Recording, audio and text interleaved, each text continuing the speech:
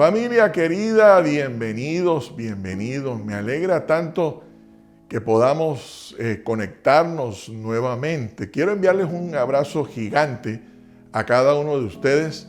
No sé desde dónde se están conectando, pero en donde estén, reciban una bienvenida muy especial. A mí me encanta muchísimo Osana en línea, no solamente porque es iglesia en casa, sino en familia. Nosotros podemos hacer de la sala de nuestra casa un altar en este momento para que reunidos en el nombre del Señor podamos convertirnos en una iglesia. Recuerden que iglesia no es un edificio. La iglesia es una reunión en el nombre del Señor. Y un abrazo para cada uno de ustedes que están en casa, pero igual en donde quiera estén y a la hora que vean esta transmisión, sean todos muy bienvenidos. Yo voy a enviar aquí un saludito. Bienvenidos todos a nuestra transmisión. ¿Ok? Aquí se lo estoy enviando. Pero saben, en un momentito también vamos a estar orando por nuestras necesidades. Así que voy a poner aquí que si alguno tiene una necesidad, aquí mismo por el chat de la transmisión, déjenme saber por qué quisieras que nosotros te apoyáramos en oración. Así que escríbenos en este momento aquí en el chat de nuestro canal en YouTube y vamos a estar orando por todas las cargas, por todas las angustias que tengamos en este día. Familia querida, bienvenidos. Recuerden que si están en un lugar público, usen audífonos para no incomodar a los demás. Pero si están en casa y pueden ver la transmisión desde el televisor, va a ser mucho mejor. La imagen, el sonido. Bueno, con todo esto quiero decirles bienvenidos. Esto es Osana en línea, iglesia en casa y en familia. Y me encantaría que llegáramos juntos a la presencia del Señor haciendo una oración de gratitud por todo lo que nos haya pasado en este tiempo. Oremos. Señor, gracias por tu gran amor, porque tu amor es inagotable. Señor, gracias por todas las cosas que han pasado, que están pasando en este momento. Gracias por la vida, gracias por la salud. Gracias, Señor, por esta gran familia que se conecta con nosotros a esta hora para adorarte con todo nuestro corazón. En el nombre de Jesús. Amén y amén. Vamos a adorar juntos. Nuevamente está David, mi hijo, para guiarnos en este tiempo de alabanza y adoración al Señor.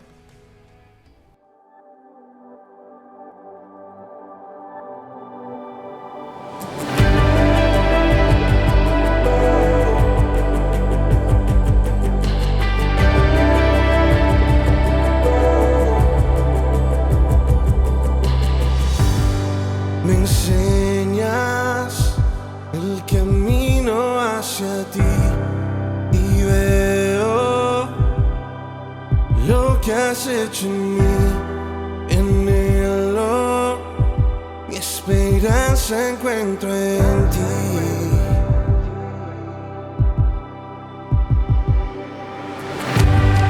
Me enseñas el camino hacia ti. Veo lo que has hecho, te anhelo, mi esperanza encuentro en ti.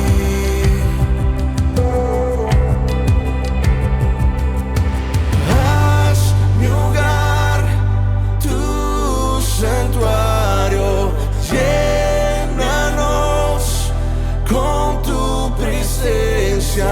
Ven, Señor, queremos tu gloria.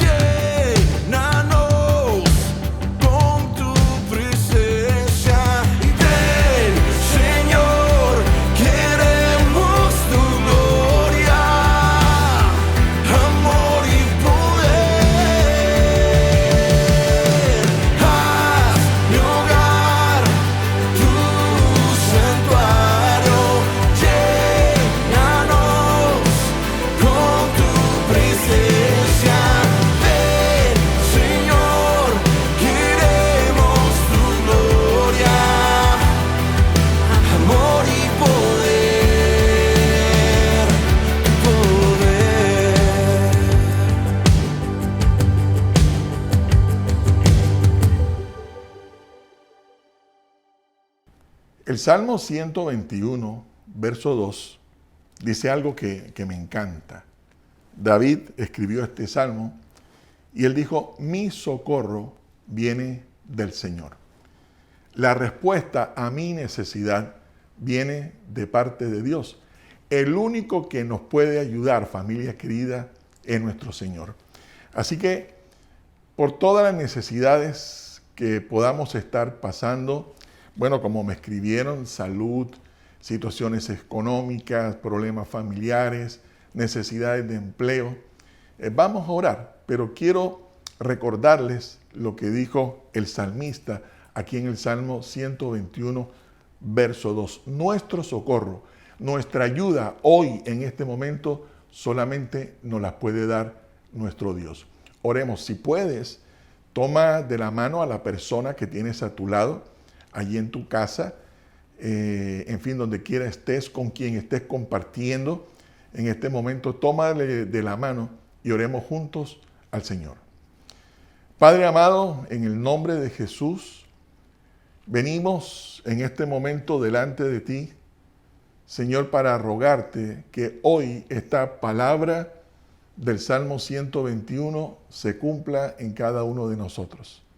Señor, que para cada una de nuestras necesidades, dificultades, Señor, nuestro socorro, nuestra ayuda, Señor, solamente venga de parte de ti. Señor, sana a los que están enfermos, provee a los que necesitan, Señor, un milagro económico, abre puertas, Señor, da empleos, trae promoción, Señor, trae sanidad y restauración a las familias. Señor, trae protección, tu cuidado sobre cada uno de nosotros y sobre cada una de las familias que nosotros representamos, los que estamos aquí reunidos, Señor, en el nombre de Jesús. Amén y amén.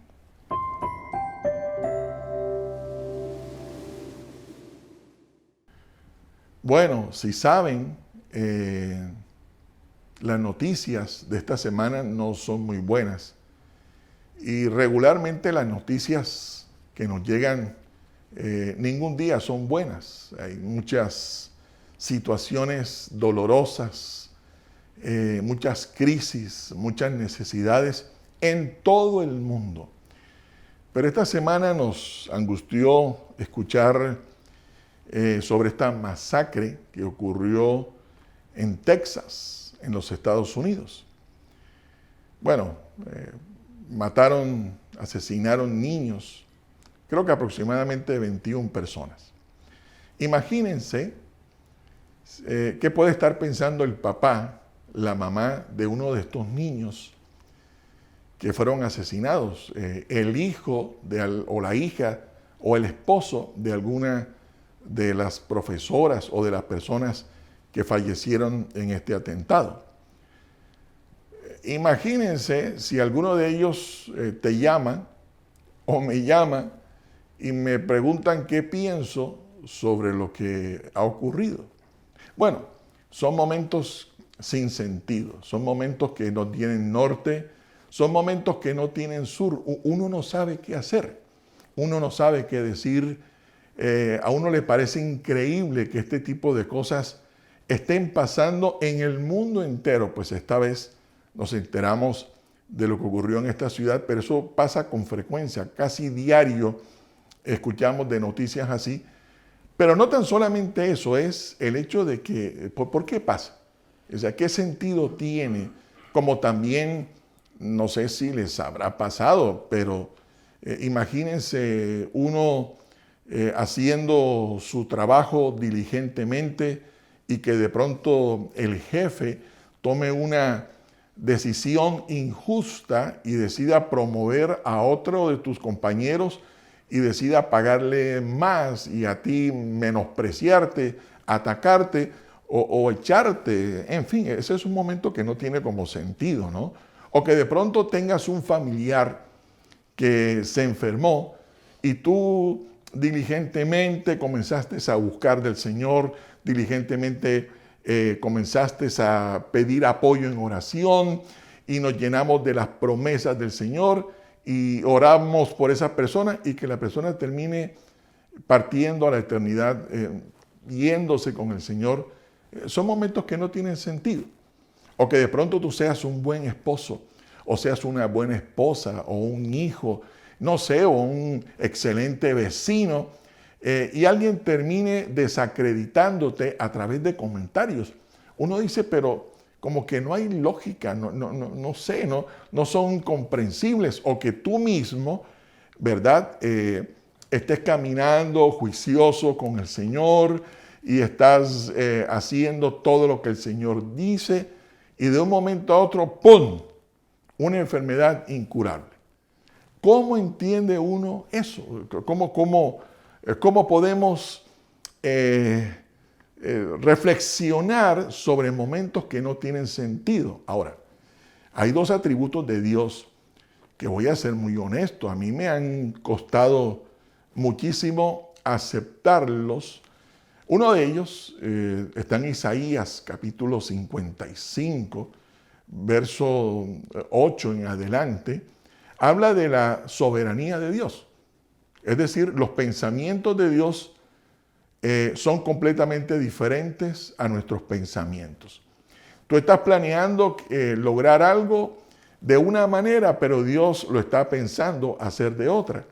Y soberanía de Dios significa que Dios hace lo que Él quiere, como Él quiere, y no tiene que ni pedirme permiso ni darme explicaciones. Entonces, claro, uno quisiera que los sueños se lograran como uno quiere, pero a veces Dios como que cambia las reglas del juego y eso lo hace soberano. Hay otro atributo. Bueno, por la soberanía tenemos que dar gracias. Por eso siempre me han escuchado decir, demos gracias a Dios por lo bueno, por lo malo y por lo feo. ¿Por qué? Porque Dios es soberano y lo que Él aprueba está bien. Otro atributo interesante está en el Salmo 139, del verso 1 al verso 6, para los que están tomando nota y quieren leerlo juiciosamente. Habla de la omnipresencia de Dios.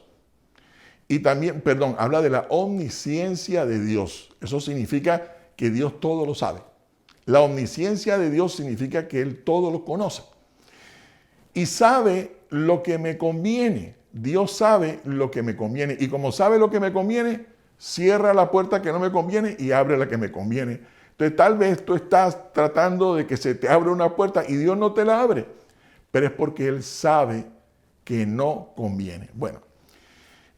Digo esto porque la mejor manera de enfrentar un momento sin sentido es precisamente uno dando gracias siempre a Dios por sus decisiones, pero la otra manteniéndonos fieles. No se les olvide eso. Creo que hablar de la fidelidad ha sido uno de los caballitos de batalla que siempre he estado usando en toda mi vida, pero déjenme les comparto una historia interesante, dicho sea de paso.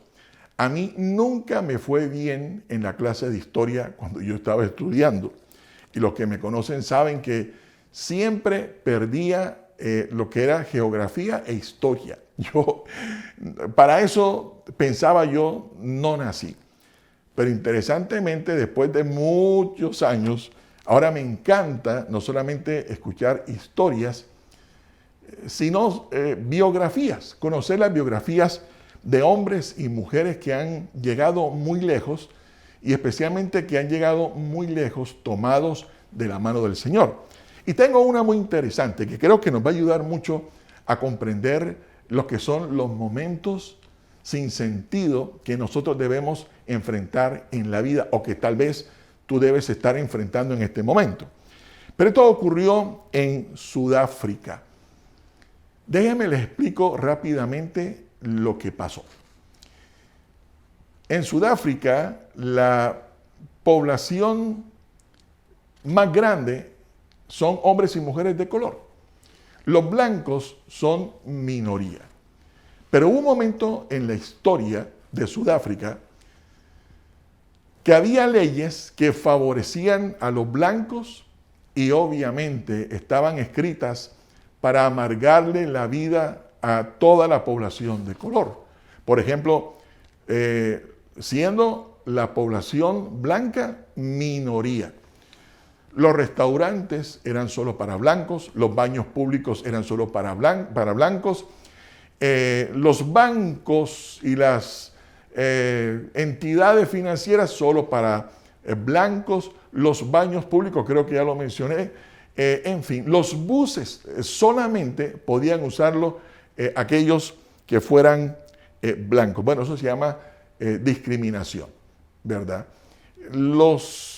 La gente de color no tenía acceso a nada y por el contrario eran humillados de manera frecuente. Bueno, el hijo de una cristiana de color, pues obviamente fue educado en el temor al Señor, pero creció con un corazón encendido, apasionado por querer hacer algo que favoreciera a toda la raza negra de Sudáfrica. Estudió Derecho con mucho esfuerzo, con mucho sacrificio, con muchos ataques. Y saben, fue creciendo no solamente en conocimiento de las leyes, sino en favor con toda la población negra. Y de manera injusta fue enviado a la cárcel. Bueno, imagínense eso, tú orando que el Señor te ayude a lograr una meta y por el contrario te meten a la cárcel injustamente. En la cárcel duró 27 años, 27 años. ¿Qué se puede preguntar uno? Señor, he estado orando por algo y en vez de que se me abran las puertas, se me cierran completamente. Miren, en la cárcel, los presos de color no podían usar pantalón largo. En la cárcel era un cuartito de 2 metros por 2 metros. En la foto que vi de lo que era la cárcel de esta persona que les estoy hablando, solo había como un tendido allí, como una especie de cobija, no había colchón, no había cama. Había una mesita, solamente podían comer maíz, todo asociado con el maíz, no podían comer pan. Maíz en la mañana, maíz al mediodía, maíz en la tarde, todavía no sé por qué comían maíz. No podían comer pan ni ningún otro alimento. Había un baldecito con un poquito de agua. O tomaban agua, o se afeitaban, o se bañaban, o lo usaban para, ya ustedes se podrán imaginar, y le pagaban a los guardias para que le amargaran la vida a los presos negros. Desde las 5 de la mañana hasta las 5 de la tarde, dice la biografía, él debía ir a picar piedra. Picando piedra, sol, lluvia, frío, calor. Él tenía de 5 de la mañana a 5 de la tarde todos los días del año ir a picar piedras, a martillar sobre rocas. Y llegaban a las 5 y más o menos como entre 6 y 8 tenían como un espacio libre, pero dentro de la celda. Y a las 8 todos debían estar dormidos. Bueno, él le pidió a los presos que por favor le regalaran una Biblia. ¿Y qué creen ustedes? El Señor le dio favor y le regaló una Biblia y él comenzó a tener favor con los guardias. Ahora los guardias se burlaban de él, que cuento de Dios, que cuento de Biblia, pero él comenzó a leerles la palabra y a desafiarlos a que creyeran en Dios. Para hacer la historia corta, fue ganando credibilidad y confianza con los guardias. Y entonces le traían revistas, él comenzó a pedir libros, comenzó a escribir su biografía y aprender otros idiomas, a estudiar muchísimo más sobre leyes. A los 27 años quedó libre y se lanzó para presidente de la República y quedó como presidente. Y cuando lo nombraron presidente, entonces canceló, abolió la ley que solamente favorecía a los blancos y obviamente menospreciaba a los negros. Les estoy hablando de Nelson Mandela. Me encanta esa historia, me encanta completamente, porque ¿qué pudiera pensar él cada día de su vida durante esos 27 años? Bueno, en la historia sobre la que hemos estado haciendo nuestras reflexiones en este tiempo, en Éxodo capítulo 3, del verso 1 al 12, y todavía no hemos salido especialmente de los versos del 1 al 13. Porque ustedes recordarán que el Señor llamó a Moisés, el Señor le asignó una responsabilidad a Moisés de ir a Egipto y liberar a su pueblo para llevarlo a la tierra prometida. Pero en el verso 11, ustedes recordarán que Moisés cuestionó a Dios. Dios le asigna una responsabilidad y Moisés cuestiona a Dios y le dice, ¿quién soy yo? ¿Quién soy yo para ir y llevar al pueblo de Israel hasta la tierra prometida? ¿Quién soy yo? ¿Por qué Dios se está fijando en mí para que yo haga semejante labor? Ahora, yo supongo que en ese momento Moisés tal vez estaría pensando que Dios le estaba asignando esa responsabilidad, tal vez por castigo. Porque si recuerdan, Moisés estaba en ese lugar escondido porque 40 años atrás había pecado. Huyó y estaba escondido y se le aparece el Señor y le hace un llamado. Entonces digo yo, tal vez Moisés debiera estar pensando, esto que Dios me está pidiendo que haga debe ser por un castigo. Debe ser porque como me manejé mal, entonces ahora como parte del juicio de Dios, debo ir y sacar al pueblo rebelde de Israel y llevarlo a la tierra prometida. Bueno, déjeme decirle que cuando Dios piensa en mí, cuando el Señor piensa en ti, cuando el Señor nos asigna alguna responsabilidad, nos da un destino, o tal vez nos habla, como lo hemos mencionado en los servicios de las semanas anteriores, cuando tú sabes que hay que perdonar, cuando tú sabes que debes hacer algo, seguir alguna instrucción, Dios no nos está pidiendo algo sin habernos preparado para que eso ocurra. Mire, si ustedes recuerdan, cuando Moisés nació, la hija del faraón se lo entregó a la mamá. Se lo entregó a la mamá y quien crió a Moisés fue su propia mamá y su papá. Y por lo menos, de acuerdo a los registros históricos, Moisés tuvo que haber pasado con su papá y su mamá unos 18 años, entre 15 y 18 años. En esos 15 o 18 años, tal vez menos, tal vez un poco más, él fue instruido en todo lo que tenía que ver con el temor, la reverencia a Dios. Luego es entregado a la hija de Faraón y claro, Moisés fue nombrado príncipe de Egipto. ¿Y qué creen? Él fue entrenado en las leyes egipcias durante el tiempo que estuvo ahí. Luego ocurre este acontecimiento que él asesina a un egipcio y huye. Bueno, algo que quiero mencionar, no está aquí en mis notas, pero la verdad es que quiero que sepan que Dios nunca se ha equivocado cuando permite o impide que algo ocurra. En el caso de Moisés, adivinen para dónde se fue. Al desierto. Y ahí estuvo 40 años en Madián. 40 años en el desierto. Bueno, les estoy contando esto para que vean que cuando Dios llama a Moisés, tal vez él pensó que no estaba listo. Pero realmente Dios venía entrenándolo para un propósito. 40 años en el desierto. ¿Y cuánto tiempo pasó Israel en el desierto? 40 años. ¿Y qué hizo durante 40 años? Era pastor de ovejas. Bueno, hay un predicador que me gusta mucho, que hizo un estudio una vez y dijo que la razón por la cual Dios a su pueblo lo compara con ovejas, interesantemente, el Señor no dice que somos las vacas de Dios, no somos los caballos de Dios, no somos los burros de Dios, no somos los ratones de Dios, sino que la Biblia habla que Dios nos ve como ovejas. Y la razón que él daba es porque las ovejas es el animal más bruto de todos los animales. Bueno, necesita tener un pastor a su lado para poder llegar a su destino. Si una oveja no es guiada por un pastor, no sabrá dónde encontrar el pasto que necesita para alimentarse y, bueno, producir la leche y la lana y todo lo demás.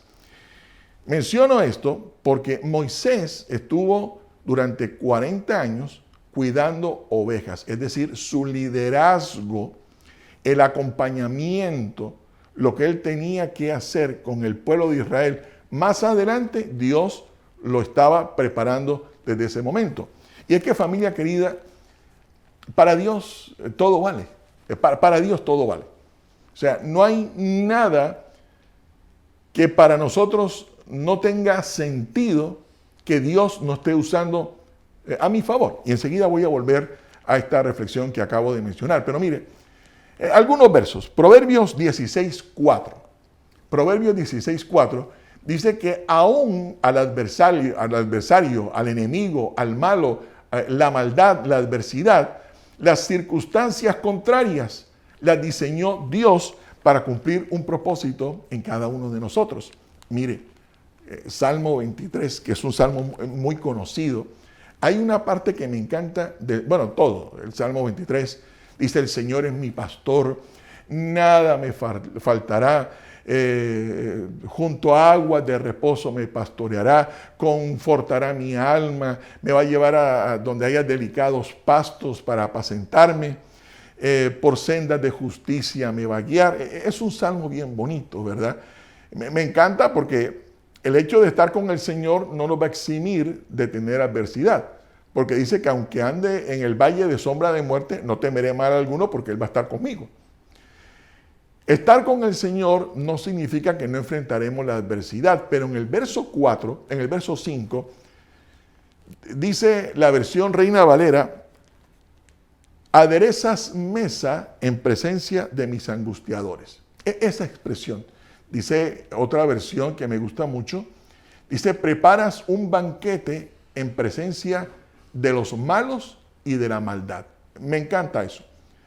Hago esta referencia porque cuando yo camino con el Señor, es verdad que su favor está conmigo. Hace 8 días aprendíamos que entre más me acerque a Dios, lo más probable es que Él me va a plantar junto a una corriente, me va a plantar para que toda una tormenta se detenga por causa de mi firmeza en el Señor. Acercarme al Señor va a permitir que Él me use como su instrumento de luz en medio de la oscuridad. Pero saben, Dios va a usar la adversidad, así estemos caminando con Él, para formarnos.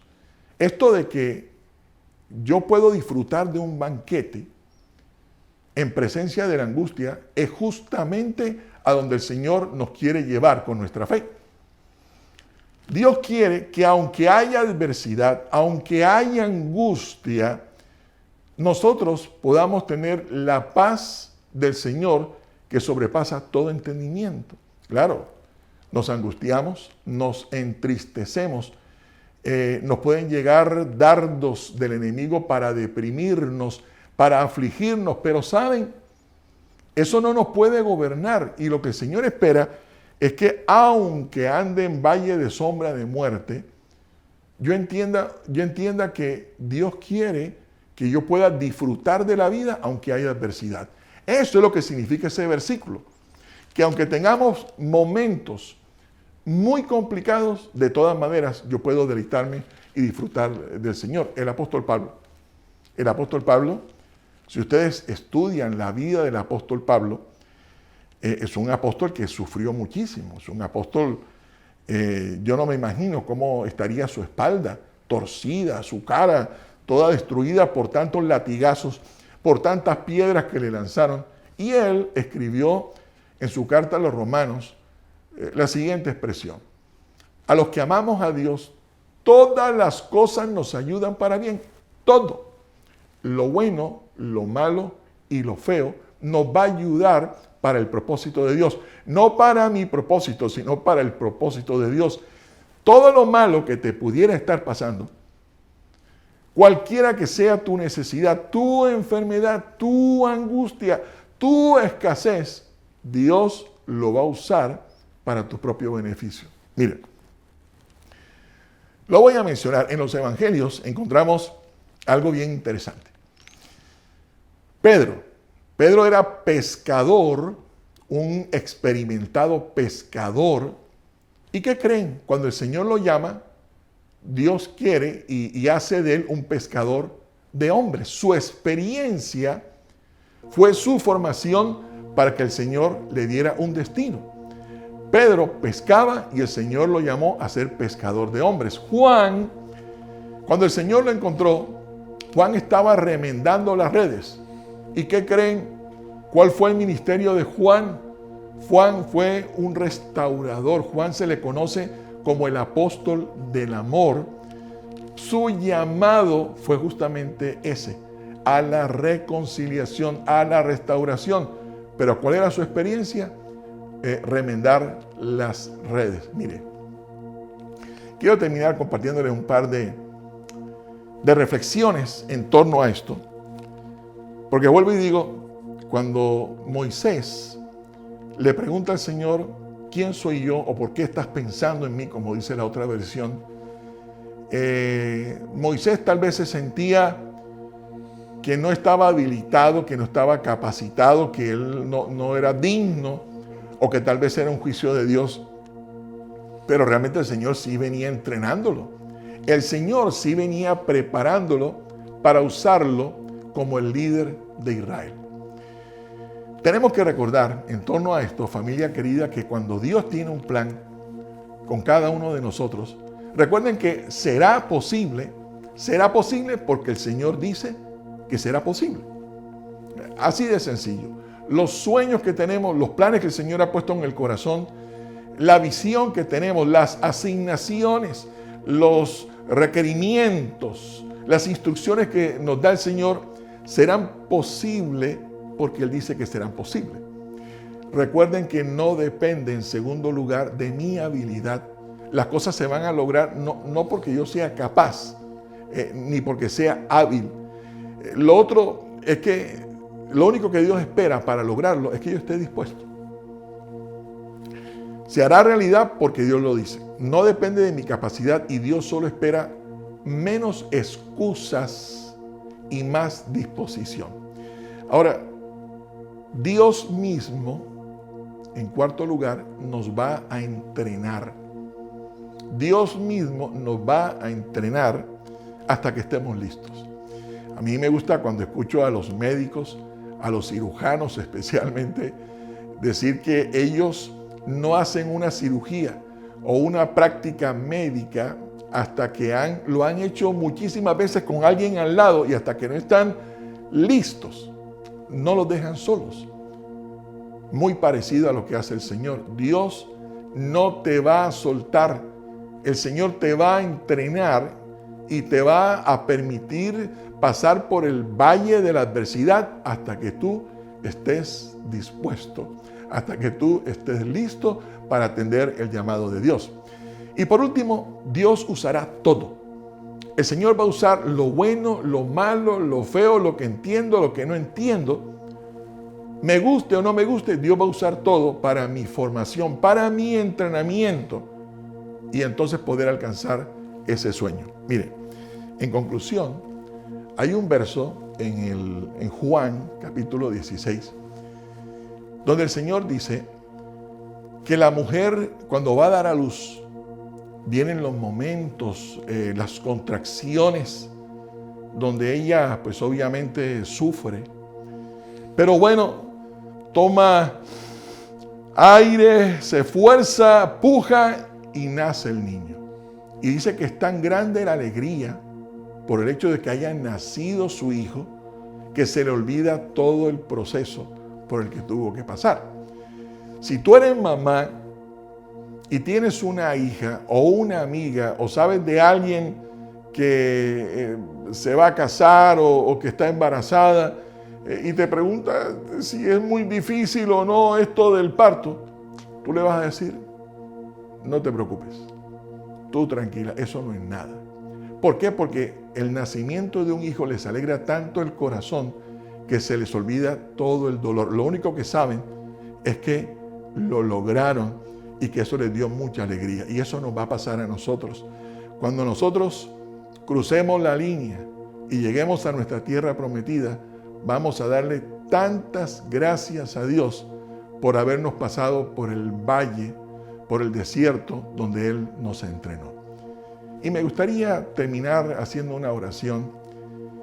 Precisamente si tú sientes que estás en el valle, solo, sola, afligido, afligida, con una enfermedad incurable, con una situación de escasez que no sabes cómo manejar, la buena noticia es que Dios te está formando para que finalmente tu sueño dé a luz. Pero claro, es el momento de pedir nuevas fuerzas y que sigamos adelante en el nombre del Señor. Padre, gracias por enseñarnos que tú nos estás entrenando, Señor, como lo hiciste con Nelson Mandela, como lo hiciste con Moisés, como lo hiciste con Pedro, con Juan, como lo dice tu palabra. Señor, que todo es usado no solamente para mi propio beneficio, sino para la formación de mi carácter, Señor, y para que yo esté entrenado y listo para cumplir la misión que tú nos has llamado a hacer. Señor, oro por nuevas fuerzas en el nombre de Jesús. Amén y amén.